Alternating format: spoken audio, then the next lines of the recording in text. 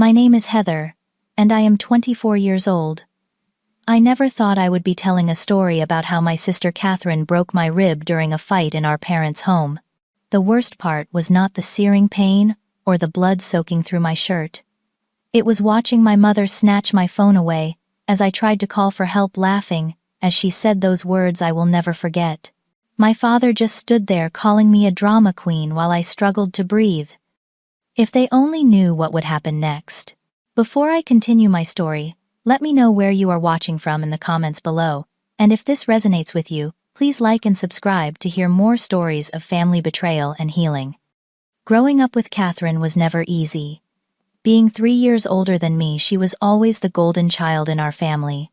While I was just trying to find my place, Catherine was busy collecting accolades and praise from everyone around her. Our childhood home in suburban Boston was filled with trophies, certificates, and framed photographs, nearly all featuring Catherine and her endless achievements.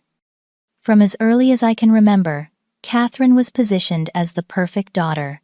She excelled in academics, consistently bringing home straight A's while I struggled with subjects like math and science. By the time she reached high school, she was class president, captain of the debate team, and still maintained her perfect GPA. Teachers would often ask me during roll call, "Are you Catherine Lewis' sister?" Their faces would inevitably fall when they realized I was not the academic powerhouse my sister was. Beyond academics, Catherine was naturally beautiful in ways I never felt I could measure up to. She had our mother's striking blue eyes and our father's height.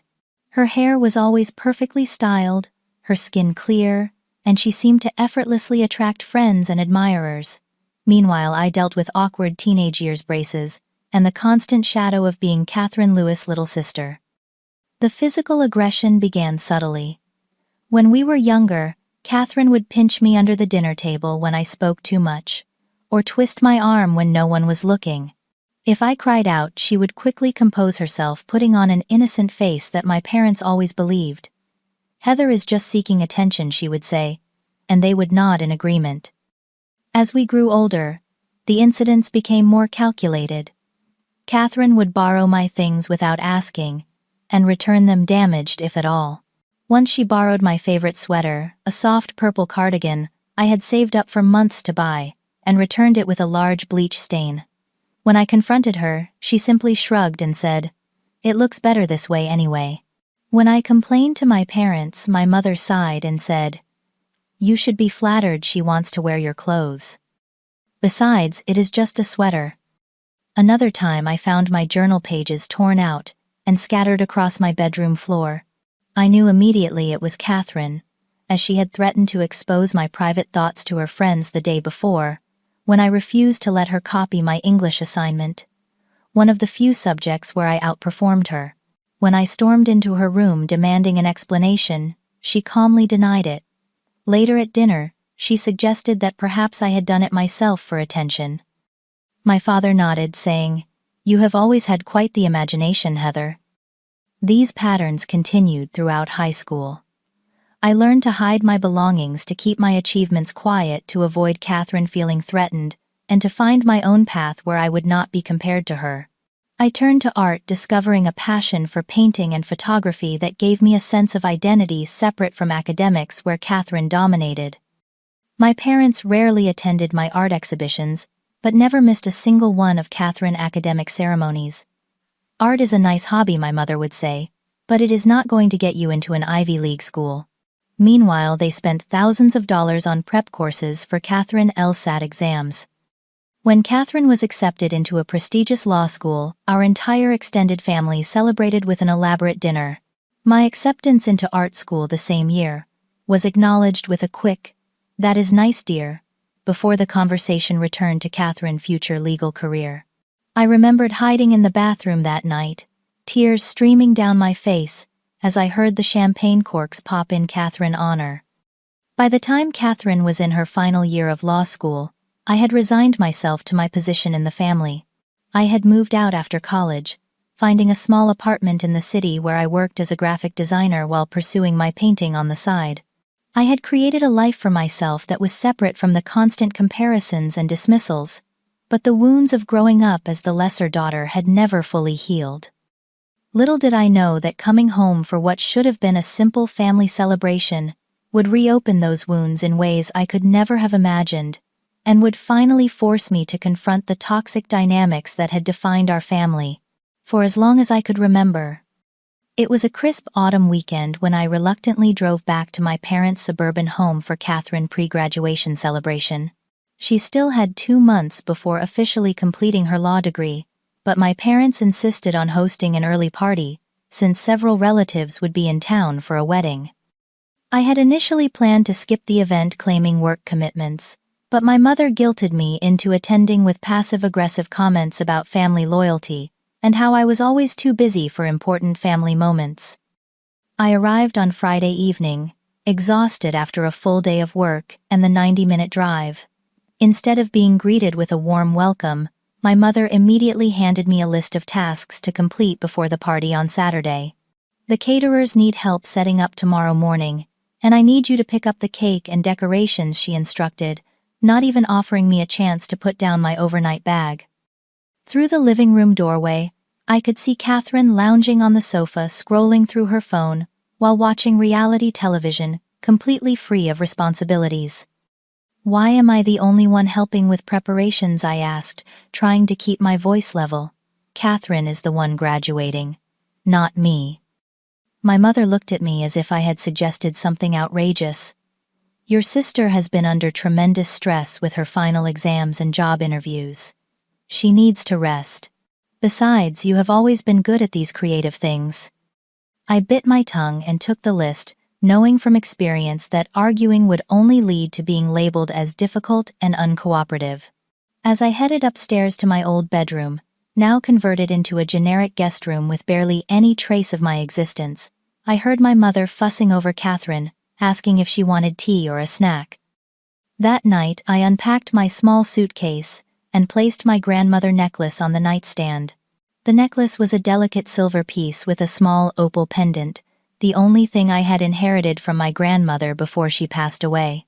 She had given it to me on my 16th birthday, telling me that the opal reminded her of my spirit, beautiful with hidden depths. It was one of the few times I had felt truly seen by anyone in my family, and the necklace had become my most treasured possession. The next morning was a flurry of activity as I helped set up for the party. I drove across town to pick up the custom cake, carefully navigated traffic with it in my passenger seat, collected helium balloons that obstructed my view all the way home, and spent hours arranging flower centerpieces, while my mother critiqued every detail. Catherine remained conspicuously absent, having gone shopping with her friends. By late afternoon, I was exhausted, but the house looked perfect. I went upstairs to shower and change, before guests arrived, looking forward to the brief moment of peace. As I reached for my grandmother necklace to complete my outfit, my heart sank. The nightstand was empty. I searched the entire room, looking under furniture and checking if it had fallen behind the nightstand, but the necklace was nowhere to be found. A sinking feeling settled in my stomach as I remembered Catherine admiring the necklace at our last family gathering. Without bothering to change out of my casual clothes, I marched down the hall to Catherine's room and knocked firmly on the door. No answer. I tried the handle and found it unlocked. I hesitated for only a moment before entering. It felt invasive, but my necklace was too important to ignore. I scanned her meticulously organized room, but saw no sign of my jewelry. Just as I was about to leave, a notification lit up Catherine's phone where it lay charging on her desk. I normally would never look at someone else's phone, but the preview showed a photo. A photo of Catherine with her friends at a bar, clearly from the previous night, and around her neck was my opal necklace. My hands shook as I picked up the phone. I swiped to see the full image, and there was no doubt it was my necklace. The caption read, "Getting some early graduation gifts." The comments from her friends complimented her on the gorgeous vintage piece. I was still staring at the phone when I heard the front door open and Catherine's voice float up the stairs. I quickly put the phone down and waited in her room, my anger building with each passing second. When she appeared in the doorway, shopping bags in hand, she froze at the sight of me. "What are you doing in my room?" she demanded, her voice immediately taking on the authoritative tone she had perfected over years of debate team. "Where is my necklace?" I asked directly, crossing my arms over my chest. Catherine's expression remained neutral as she placed her shopping bags on the bed. "What necklace?" "Grandma, opal necklace. The one you were wearing in the photos from last night." A flicker of surprise crossed her face before she composed herself. "That is my necklace. Mom gave it to me last month." The audacity of her lie made my blood boil. "That is absolutely not true. Grandma gave that necklace to me when I turned 16. You know that." Catherine shrugged, turning away to unpack her shopping bags. "Well, I guess she forgot, and gave one to each of us. The one I have is mine." "I saw the photo on your phone," I admitted. "You were wearing it last night. You took it from my room." Her head snapped up, eyes narrowing. "You went through my phone. What is wrong with you? That is a complete invasion of privacy." She was attempting to shift the focus, a tactic she had used successfully our entire lives. But this time I would not be diverted. "Return my necklace, Catherine. It is the only thing I have from Grandma." "You should not have been snooping in my room or my phone," she countered, her voice rising. "Maybe if you were not such a jealous little sister all the time, people would give you nice things too." The conversation rapidly deteriorated from there. Catherine continued to deny taking the necklace, then switched to claiming it was rightfully hers, then accused me of being materialistic and obsessed with stuff while she was focused on building a meaningful career. With each shifting argument, my frustration grew. By the time our parents called us down for dinner before the guests arrived, we were barely speaking. The tension was palpable as we sat at the dining table, my mother chattering excitedly about Catherine's job prospects, while my father nodded approvingly. Neither of them seemed to notice or care about the anger simmering between their daughters. When my mother asked me to help serve the appetizers, while Catherine continued sitting, something inside me snapped. "Why is it that I am always the one helping, while Catherine does nothing?" I asked, my voice sharper than intended. My mother looked startled. "Heather, this is your sister celebration. Why are you trying to create drama?" "This is not about the party," I said, placing my napkin on the table. "This is about Catherine taking my grandmother necklace without permission, and then lying about it." My parents exchanged confused glances before my father sighed heavily. "Not this again. You have always been jealous of your sister." "She went through my phone," Catherine interjected, her voice carefully calibrated to sound hurt. "I came home and found her snooping in my room." And just like that, the narrative shifted. My mother began lecturing me about respecting privacy, while my father shook his head disapprovingly. Not once did they address the actual theft of my necklace. As dinner progressed, the tension continued to build, setting the stage for what would become the most painful confrontation of my life. The guests had finally left after an evening of celebrating Catherine's impending law school graduation. Throughout the party, I had maintained a polite facade, serving drinks, taking photos, and engaging in small talk while avoiding my sister as much as possible. The necklace issue remained unresolved, with Catherine wearing a different piece of jewelry to the party, and my opal pendant nowhere to be seen. As I cleared the last of the dessert plates from the dining room, I overheard my mother and Catherine in the kitchen, their voices low but audible. "I cannot believe Heather tried to make such a scene before the party," my mother said. "Sometimes I wonder if she does these things on purpose to take attention away from you." Catherine's sigh was theatrical. "She has always been this way, Mom. Remember when she claimed I tore up her journal in high school? Or when she accused me of deliberately spilling punch on her dress before prom? She has always made up stories to make me look bad." Their words hit me like a physical blow. Not only was Catherine continuing to lie, but she was rewriting history, painting me as the perpetual antagonist. The destroyed journal had been real. The ruined prom dress had been real. All of it had been real. But over the years, Catherine had managed to convince our parents, and perhaps even herself, that I was the problem. I stepped into the kitchen, still holding a stack of plates. "I did not make anything up," I said, my voice surprisingly steady despite the anger coursing through me. "You took my necklace, Catherine. I want it back." Catherine rolled her eyes dramatically, while my mother made an exasperated sound. "Not this again, Heather. The party is over. Can we please have one family gathering without your jealousy issues?" "This is not about jealousy," I insisted, placing the plates on the counter with more force than necessary. "This is about Catherine taking something that does not belong to her, something irreplaceable to me, and everyone acting like I am crazy for being upset about it." Catherine crossed her arms, leaning against the refrigerator with casual confidence.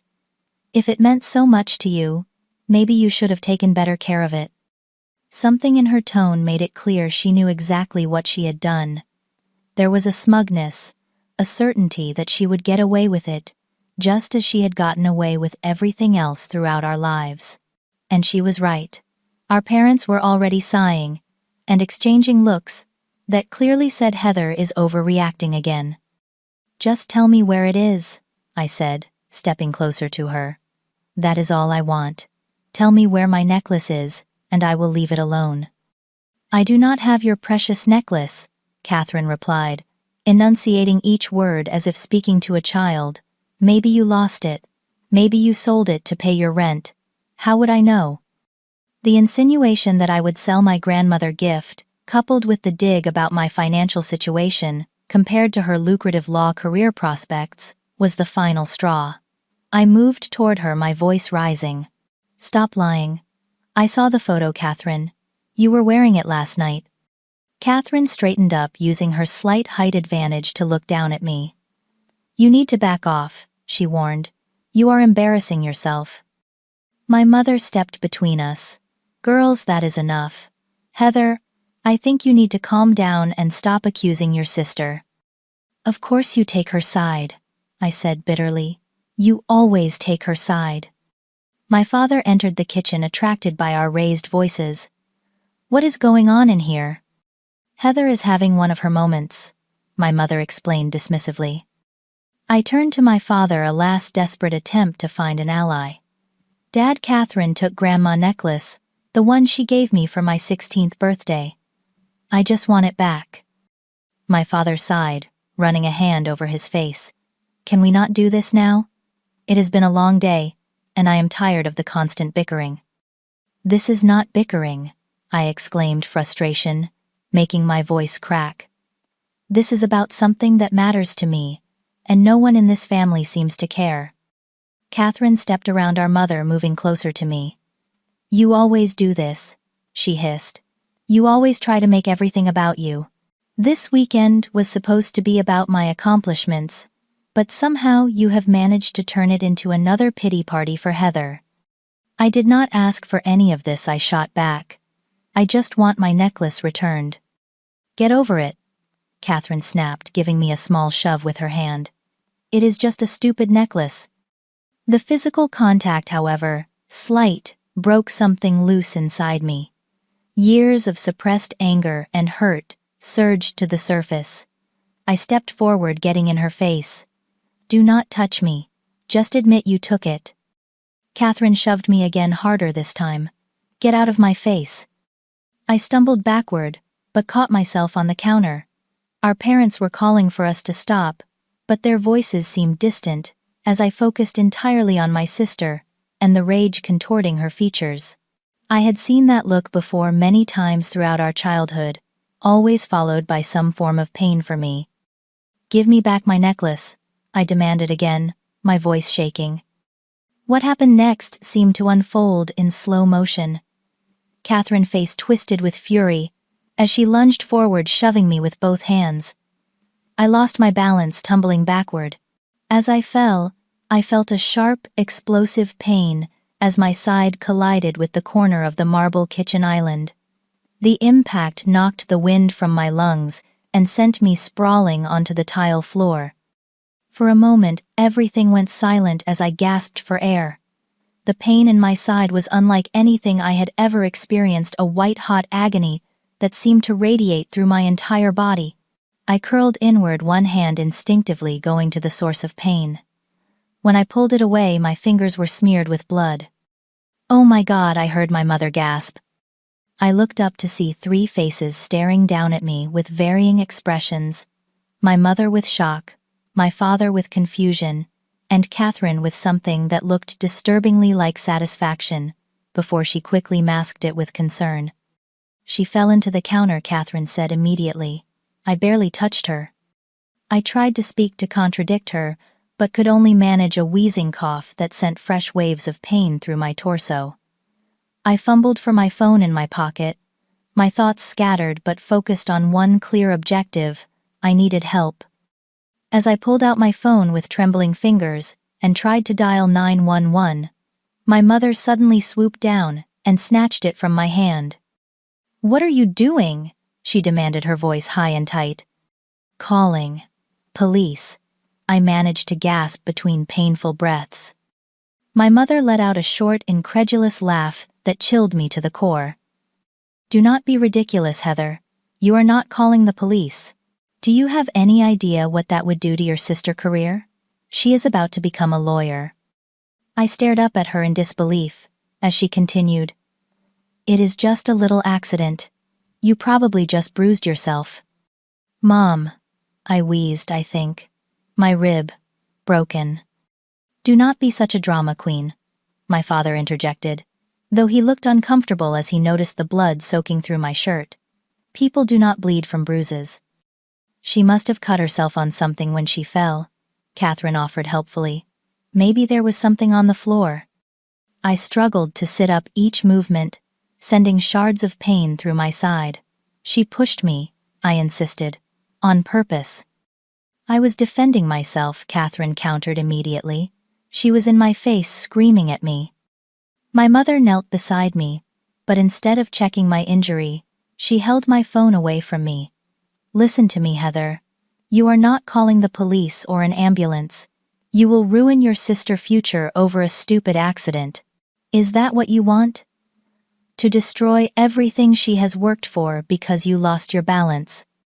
I looked from my mother to my father, searching for any sign of concern for my well-being, but found none. Their worry was entirely for Catherine and the potential consequences she might face. "I need hospital," I managed to say. "I will drive you," my father offered reluctantly, "but you need to calm down and stop with the accusations." "We need to get our story straight first," my mother said, looking at Catherine. "It was an accident. Heather tripped and fell into the counter. That is what happened." As I lay there on the kitchen floor bleeding and struggling to breathe, I watched my family collaborate to create a narrative that protected Catherine at my expense. The reality of my situation hit me with more force than the marble counter, had I was completely alone even while surrounded by the people who should have cared for me most. "I can drive myself," I said, using the counter to pull myself upright despite the searing pain. The movement caused fresh blood to seep through my shirt, but I was beyond caring. "Do not be stupid," my father said. "You cannot drive like that." "Watch me," I replied, snatching my phone back from my distracted mother and staggering toward the door. "Heather, stop being so dramatic," my mother called after me. "It is just a rib. You will be fine." As I fumbled for my car keys, my father called out, "This is why no one takes you seriously, Heather. You have always been such a drama queen." Catherine's voice was the last thing I heard as I left the house. "See what I have had to deal with all these years. She always has to make everything about her." I made it to my car, each step an exercise in agony, determined to get myself to a hospital, and away from the family that had just shown me in the clearest terms possible exactly where their priorities lay. And it was not with me. It had never been with me. The drive to the hospital was a blur of pain and determination. Every breath felt like fire in my chest, and the steering wheel grew slick under my blood-tinged fingers. Twice I had to pull over, when the pain became overwhelming, leaning my forehead against the wheel, and focusing on simply inhaling and exhaling. What should have been a 15-minute drive took me nearly 45 minutes, but I eventually pulled into the emergency room parking lot, leaving my car haphazardly parked across 2 spaces. The fluorescent lights of the ER waiting room made me squint as I stumbled to the reception desk, one arm wrapped protectively around my torso. The triage nurse took one look at my blood-stained shirt and pale face and immediately called for assistance. Within minutes, I was being wheeled into an examination room, bombarded with questions about what had happened. I fell against a counter, I said mechanically, the lie tasting bitter on my tongue. Even now, miles away from my family, I was protecting Catherine. The habit was so deeply ingrained that it happened automatically. The doctor, a middle-aged woman with kind eyes and a no-nonsense manner, gently helped me remove my shirt to examine the injury. I heard her sharp intake of breath when she saw the angry purple bruise spreading across my ribs, centered around a deep laceration where the corner of the marble countertop had broken the skin. "This is a significant injury," she said, pressing carefully around the bruised area and noting my winces. "We need to get some X-rays to check for fractures." As she worked cleaning the wound and preparing it for stitches, she asked again, "You said you fell against a counter." I nodded, avoiding her eyes. "The angle of this injury is unusual for a simple fall," she noted, her voice neutral but searching. "Did someone push you?" I hesitated, the truth hovering on my lips. But years of conditioning held me back. "I lost my balance," I said finally. She nodded slowly, clearly unconvinced but not pushing further. "We will give you something for the pain before we start the stitches." The X-rays confirmed what I had already suspected: a fractured rib, along with significant soft tissue damage. As the doctor sutured the laceration, now mercifully numbed by local anesthetic, a nurse named Melanie assisted occasionally, making gentle conversation to distract me from the procedure. "Is there someone we can call for you?" she asked. "Someone who can drive you home?" I shook my head, wincing, as the movement pulled at my injured side. "No, I am fine. I drove myself here." Melanie and the doctor exchanged a look that I could not quite interpret. "You should not be driving with this injury," the doctor said firmly. "The pain medication we are going to prescribe will make it unsafe for you to be behind the wheel." "I will call a taxi," I replied, though the thought of going back to my parents' house made me feel physically ill. As the doctor finished the last stitch and applied a dressing, she was called away to another patient. Melanie stayed behind to help me into a hospital gown, since my shirt was ruined with blood. "The doctor has to file a report for injuries like this," Melanie said quietly as she worked. "Standard procedure." I felt a flutter of panic. "A report?" She nodded, her eyes meeting mine. "When we see injuries that could be the result of violence, we are required to document it." "It was an accident," I insisted, the familiar words feeling hollow. Melanie's hands stilled on the ties of the gown. "I had a sister who used to accidentally hurt me too," she said softly. "For years I covered for her, made excuses, blamed myself." I looked up sharply, surprised by the personal revelation. "I recognized the look in your eyes when the doctor asked if someone pushed you," she continued. "It is the same look I used to see in the mirror." My throat tightened, unexpected tears threatening to spill over. "What happened?" I asked, my voice barely audible. "Eventually I stopped protecting someone who was hurting me," she said simply. "It was the hardest and best decision I ever made." She handed me a card with a phone number. "This is for a support group for people dealing with family violence. You do not have to call, but I wish someone had given me this years ago." I clutched the card, nodding wordlessly as the first tears escaped. "Your rib will heal in about 6 weeks," Melanie added, her voice gentle. "But the other injuries, the ones no one can see, those take longer, and they do not start healing until you acknowledge them." After receiving care instructions, pain medication, and a follow-up appointment, I called a rideshare service, rather than attempting to drive home. The thought of returning to my parents' house filled me with dread, but I had left my overnight bag there, and I needed clean clothes before making the drive back to my apartment in the city. It was nearly midnight when I arrived back at the house. I had hoped everyone would be asleep, allowing me to slip in, gather my things, and leave without confrontation. But as the car pulled away, I saw that lights were still on in the living room. I entered quietly, moving gingerly to accommodate my bandaged torso. My parents and Catherine were sitting in the living room, their hushed conversation stopping abruptly when I appeared in the doorway. "Where have you been?" my mother demanded, as if I were a teenager breaking curfew rather than an injured adult returning from the hospital.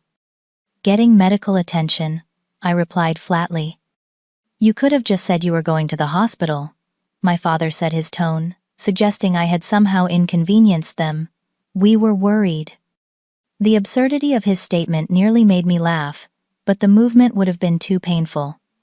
"Were you?" "Because no one called or texted to check on me." An uncomfortable silence followed, broken only when Catherine asked with artificial concern, "Are you okay?" I looked at her directly, taking in her perfectly composed expression, not a hint of genuine remorse visible. "I have a fractured rib and needed 7 stitches.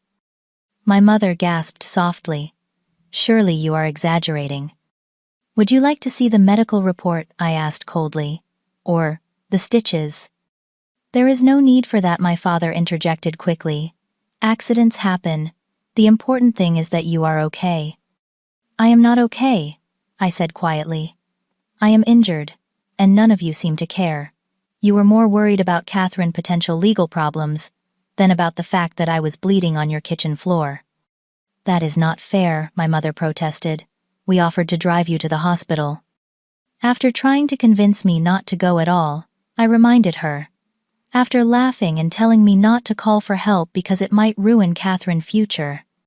"You are taking things out of context," my father said, frowning. "Everyone was upset. Things were said in the heat of the moment." I shook my head, too tired and in too much pain to argue. "I am going to get my things and leave." "Now, it is the middle of the night," my mother said. "That is ridiculous. You can barely stand up straight. Stay until morning at least." "I am not staying in this house another minute," I replied. As I turned to head upstairs, I overheard Catherine whisper to our parents, "Should we be worried about her talking to the police?" My father murmured back, "I do not think she would go that far. She knows it would tear this family apart." My mother added, "We just need to make sure she understands that it was an accident. If she starts telling people Catherine attacked her, it could ruin everything." Their words followed me up the stairs, each one a fresh wound to my already battered heart. In my room, I quickly gathered my belongings, moving on autopilot, despite the pain that accompanied every motion. As I zipped my overnight bag, I caught sight of my reflection in the mirror. Pale, disheveled, with dark circles under my eyes, and a hospital bracelet still around my wrist. But beyond the physical evidence of the evening's trauma, I saw something else in my expression. A clarity that had not been there before. For years I had allowed myself to believe that somewhere beneath the favoritism and dismissal, my family still loved me. That if things were truly dire, they would prioritize my well-being. Tonight had shattered that illusion completely. The truth was stark and undeniable in the hierarchy of our family. I was at the bottom. My pain was inconvenient, my needs secondary, my voice unheard. As I made my way back downstairs with my bag, my family fell silent once again. No one offered to help me carry my things despite my obvious difficulty. No one suggested it might be unsafe for me to drive in my condition. No one apologized. "I will be in touch about the necklace," I said, as I reached the door, a final reminder that I had not forgotten the catalyst for the evening's events. "For God's sake, Heather, let it go," my father said, with exasperation. "Is a piece of jewelry really worth all this drama?" I looked at him for a long moment. This man who had never stood up for me, who had always taken the path of least resistance, even when it meant dismissing his younger daughter's legitimate grievances. "It was never about the necklace," I said quietly. "It was about being valued, about being heard, about being treated with basic respect." With that, I walked out the door, leaving behind not just my childhood home, but the last lingering hope that my family would ever be what I needed them to be. The realization was painful, but within that pain was the seed of something else, something that felt surprisingly like freedom. The week following the incident was a haze of pain medication, fitful sleep, and quiet contemplation in my small apartment. Each breath reminded me of what had happened, the physical pain, a constant companion to my emotional turmoil. I called in sick to work using vacation days I had been saving for a trip I now had no interest in taking. Instead, I used the time to think about my life and my family. On the third day, when the fog of prescription painkillers began to clear, I found myself pulling out boxes of old journals from the back of my closet. I had been a dedicated diarist from the age of 10, documenting my thoughts and experiences through adolescence and into early adulthood. I had stopped the practice after college, but years of entries remained preserved in these cardboard boxes. I sat cross-legged on my living room floor, surrounded by notebooks of various sizes and colors, and began to read. The entries started innocently enough, the musings of a child about school and friends. But as I progressed through the years, a disturbing pattern emerged. Page after page, detailed incidents with Catherine's small cruelties that individually might seem like typical sibling rivalry, but collectively painted a picture of sustained emotional and sometimes physical abuse. At 12, Catherine told my friends, "I still wet the bed." Everyone laughed at me at lunch. When I told Mom, she said I should learn to take a joke. At 14, Catherine ripped my science project the night before it was due because she said it was better than hers. Dad said I should have kept it in my room if it was so important. At 16, Catherine pushed me down the stairs today when I was wearing my new shoes. She said it was an accident, but she was smiling. My ankle is swollen, and I missed track practice. Mom said I should be more careful. The entries continued, a catalog of injuries, humiliations, and gaslighting. Most disturbing was how clearly I had documented my parents' responses, their consistent pattern of dismissing my experiences and protecting Catherine. Even at a young age, I had recognized the injustice of it, though I had lacked the vocabulary to name it as such. As I read, I began to make notes on a legal pad, creating a timeline of the most significant incidents. It was like assembling pieces of a puzzle I had been trying to solve my entire life. Why did my family treat me this way? What made Catherine's behavior acceptable to them? How had I normalized this treatment to the point where I still sought their approval? The next day, fueled by a newfound determination, I reached out to some old high school classmates through social media. People I remembered Catherine having conflicts with people who might have seen the side of her that my parents refused to acknowledge. Jordan, who had been on the debate team with Catherine, responded first. "Your sister? Yeah, she was brilliant but terrifying. She threatened to spread rumors about me sleeping with a teacher when I was chosen as team captain instead of her. I ended up stepping down because I was scared of what she might do." Lily, who had briefly dated a boy Catherine was interested in, wrote, "I always wondered if you knew how cruel she could be. She slashed my tires once and left a note saying, 'Stay away from him or worse will happen.' I never told anyone because I was afraid of her."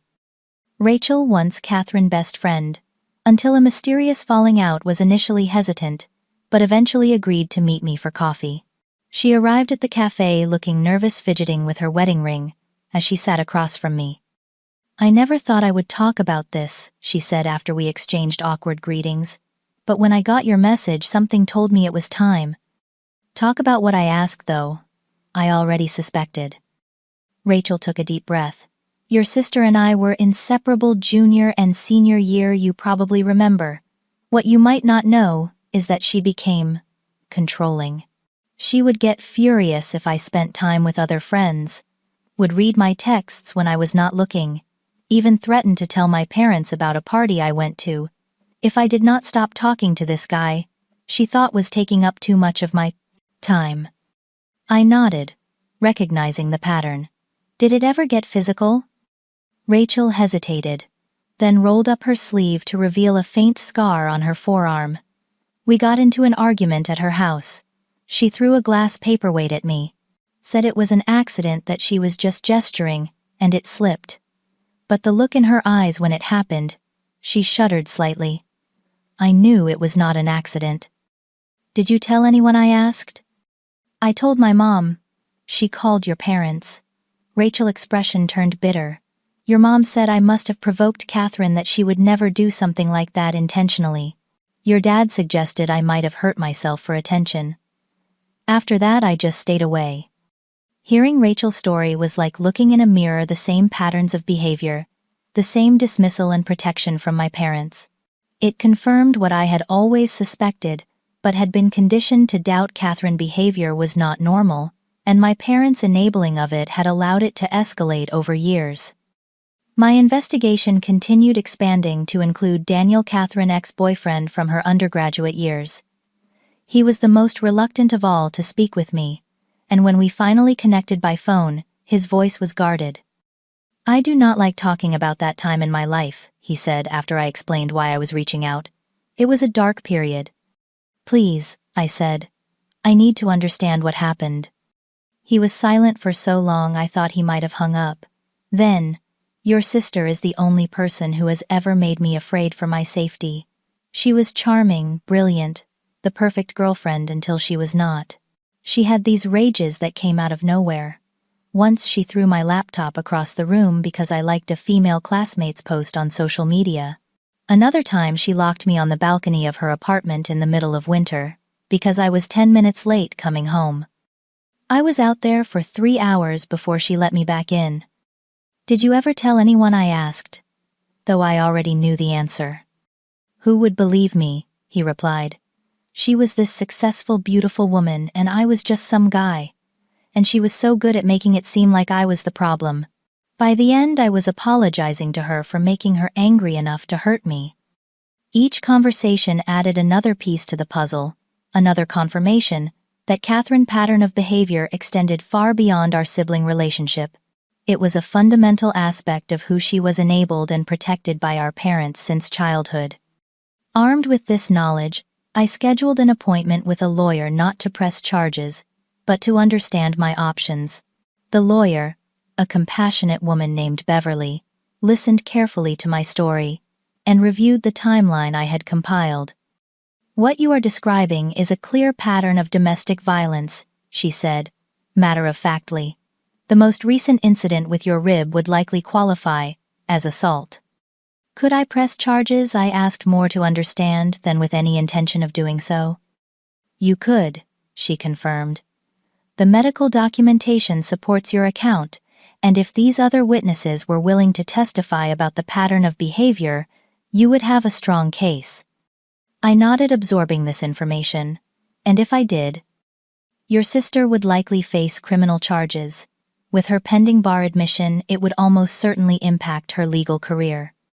I sat with that thought, turning it over in my mind. Part of me, the wounded part that had endured years of abuse and dismissal, found satisfaction in the idea of Catherine finally facing consequences. But another part, the part that had been conditioned to protect the family image at all costs, recoiled from it. I am not sure that is what I want, I said finally. Beverly nodded, understanding in her eyes. Many victims of family violence feel the same way. The goal is not necessarily punishment, but safety and healing. Let me ask you this. What do you want to happen? It was a question I had been asking myself since the moment I left my parents' house that night. What did I want? Justice, revenge, recognition. I want to be free, I said, the words emerging with surprising clarity. Free from the patterns, free from the fear, free from constantly seeking validation from people who will never give it. Then, that is what we work toward, Beverly replied. You do not have to file charges to set boundaries or to remove yourself from toxic relationships. In the days that followed, I formulated a plan not for revenge, but for liberation. I began searching for a new apartment in a different neighborhood, somewhere Catherine would not know to look for me. I updated my resume and started applying for jobs that would take me further from the graphic design agency where I currently worked, expanding my search to neighboring cities. I also found a therapist specializing in family trauma and emotional abuse, making an appointment for the following week. And I joined an online support group for survivors of family violence, finding unexpected comfort in the stories of others who had walked similar paths. I did not call my parents or respond to their increasingly irritated messages asking why I was still making such a big deal about what had happened. I did not engage with Catherine's single text message asking if she could borrow my food processor for a dinner party she was hosting. Instead, I focused on building a future where I would no longer be defined by my role as the family scapegoat, where my worth would not be measured against Catherine accomplishments, where my pain would not be dismissed as drama. As my physical wound began to heal, so too did I begin the process of healing emotionally, of recognizing the patterns that had shaped my life and making the conscious choice to break them. The path forward was not clear, and I knew it would not be easy, but for the first time in my life, I was choosing myself, my safety, and my well-being over the facade of family harmony that had cost me so much. The invitation to Catherine Law School graduation arrived 6 weeks after the incident, an embossed card with gold lettering that seemed to mock me from my new mailbox. I had moved into a small but bright apartment across town, changed my phone number, and started a new job at a marketing firm that valued my creative input in ways my previous employer never had.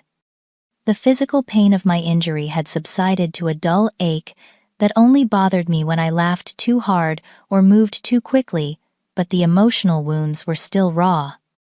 I placed the invitation on my kitchen counter and stared at it for 3 days before making my decision.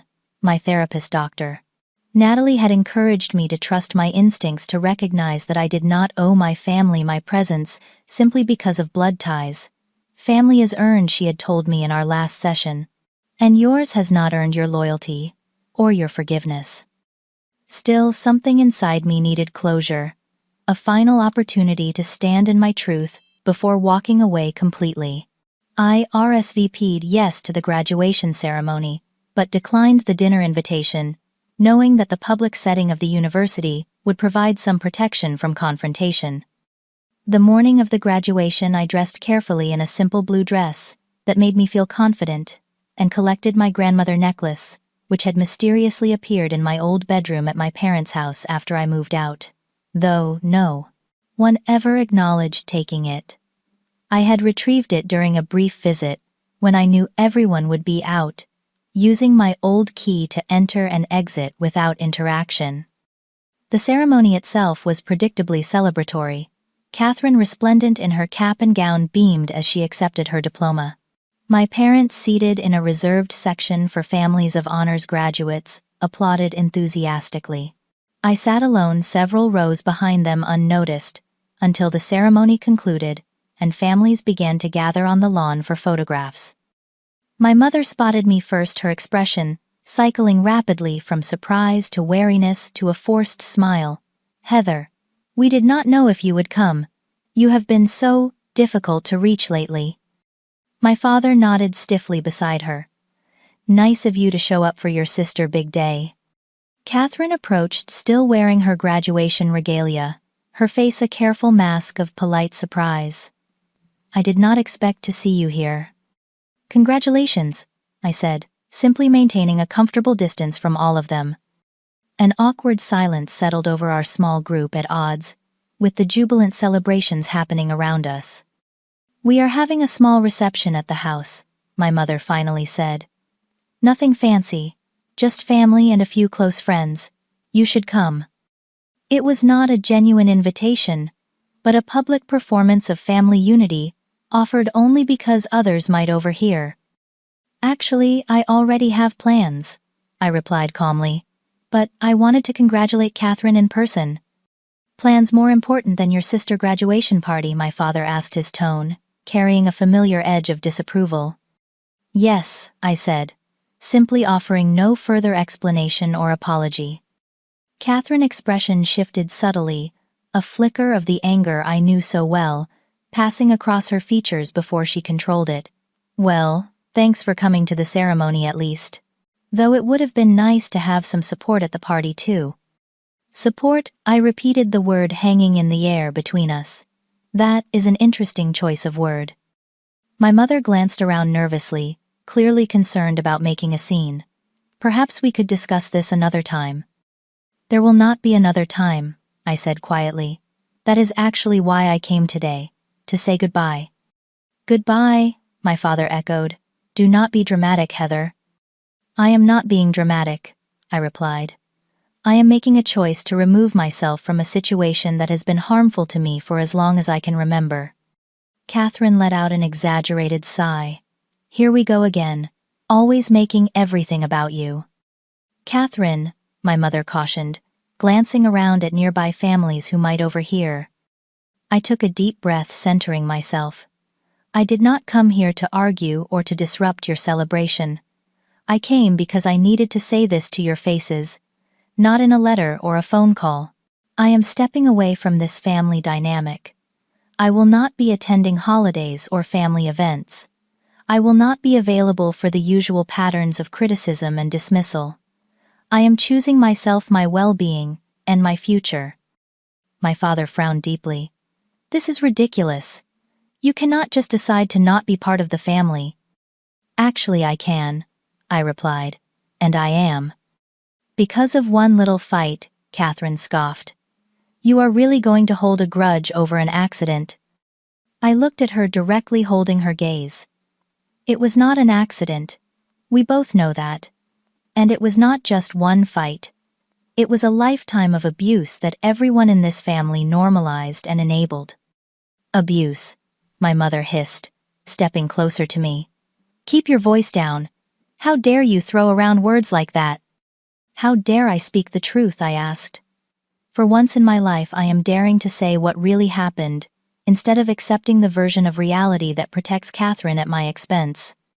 Catherine stepped forward, her voice low and threatening. You have no idea what you are doing right now. I have worked too hard to let you ruin things with your petty jealousy.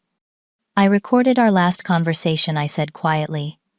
The one where you admitted taking my necklace and shoving me into the counter. The one where you threatened to make my life hell if I ever told anyone what really happened. Her face drained of color. You are bluffing. Am I? I held her gaze steadily. Would you like to find out? My mother grabbed my arm, her fingers digging painfully into my skin. Stop this right now. People are watching. I gently but firmly removed her hand. I am not going to press charges. I am not going to share the recording with anyone. I do not want revenge or justice or even an apology anymore. I just want peace. And the only way I can have that is by walking away. You cannot just cut us off, my father protested, his voice rising slightly. We are your family. Biology made us related, I replied. But your choices have made us strangers. I deserve better than what this family has offered me, and I am finally brave enough to seek it elsewhere. Catherine laughed, though the sound held no humor. So dramatic. Always have to make a scene. Do not you. Go ahead and leave then. See if anyone notices you are gone. I looked at her, this sister, who had caused me so much pain, and felt a strange sense of pity. I hope you find whatever it is that drives you to hurt people. I really do. But I will not be one of your victims anymore. With that, I turned and walked away, my steps lighter than they had been in years. Behind me, I could hear my mother calling my name, my father demanding I come back, but for once their voices held no power over me. That evening, as I sat in a small bistro with friends who had become more of a family to me than my biological one ever had been, my phone buzzed with messages from my parents.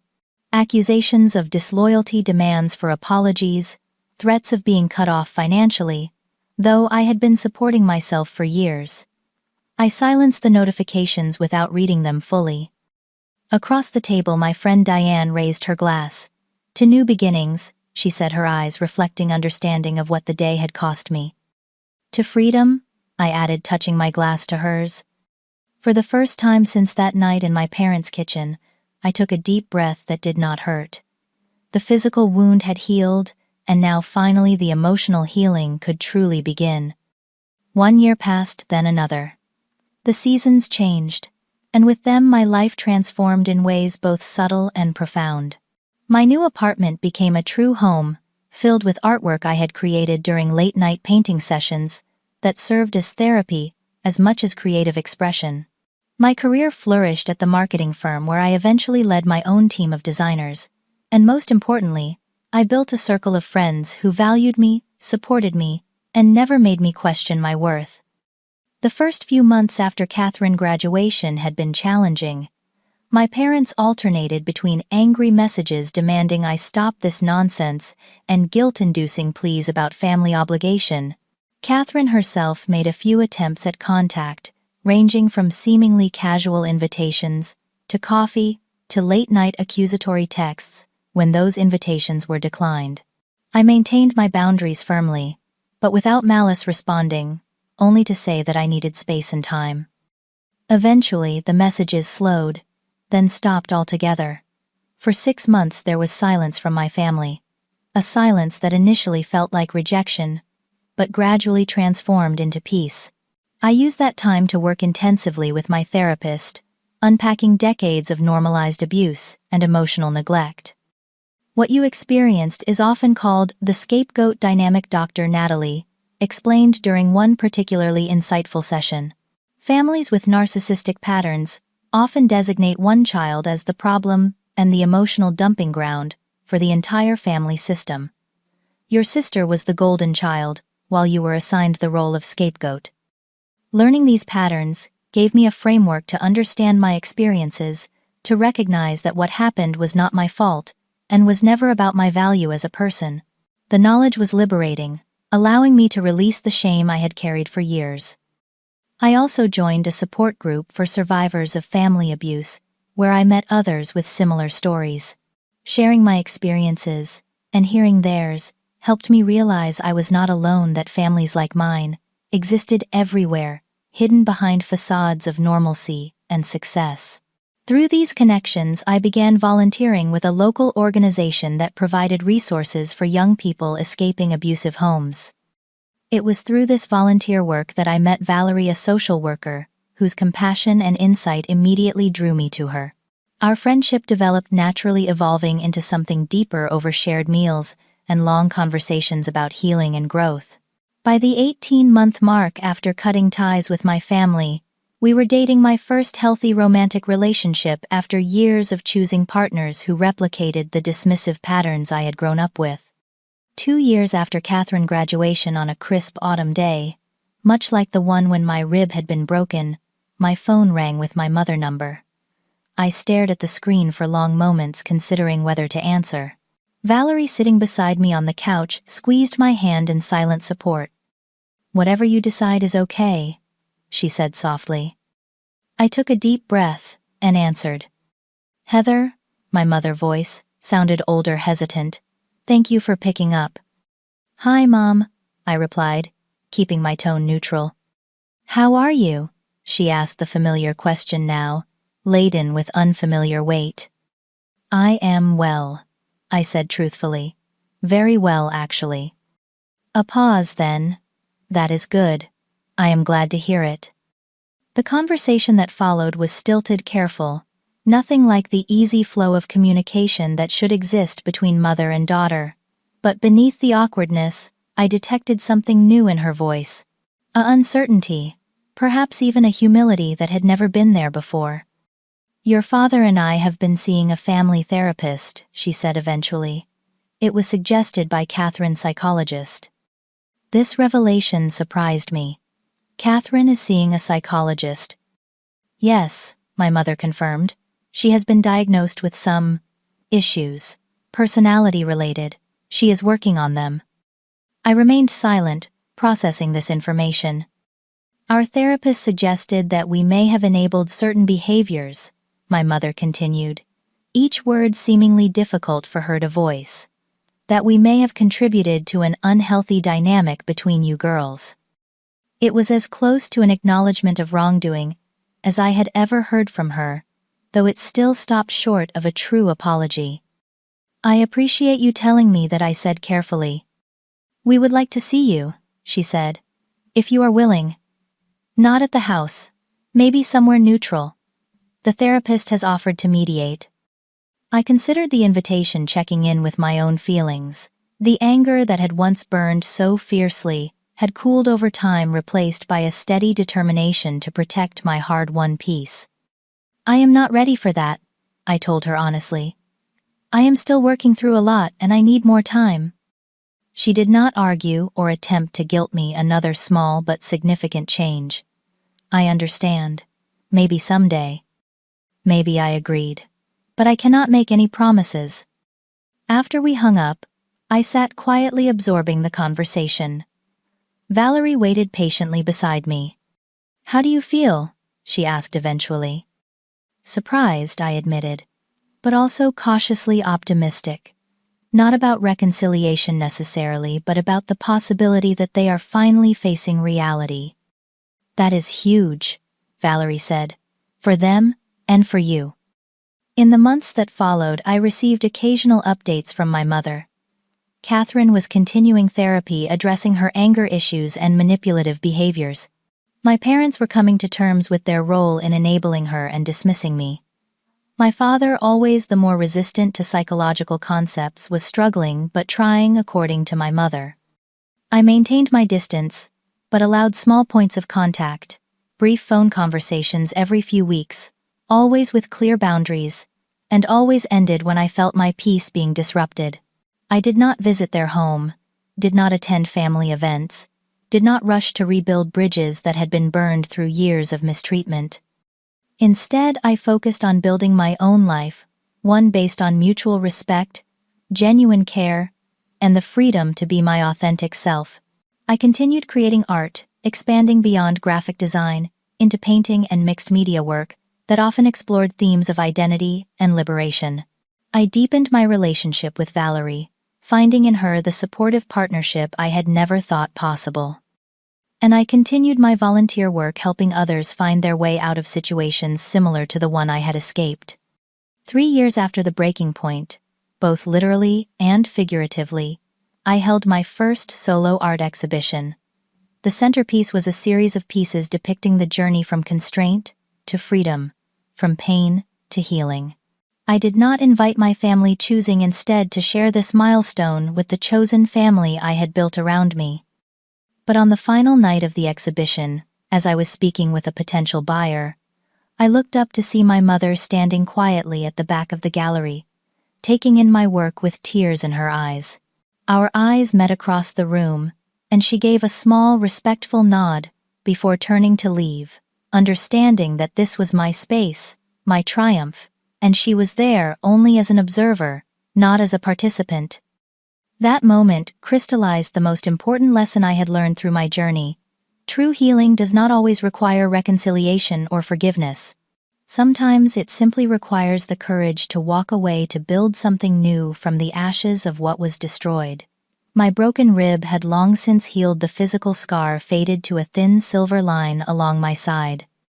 The emotional scars had transformed too, not disappearing completely, but becoming part of the tapestry of my identity. Reminders of my resilience rather than my victimhood.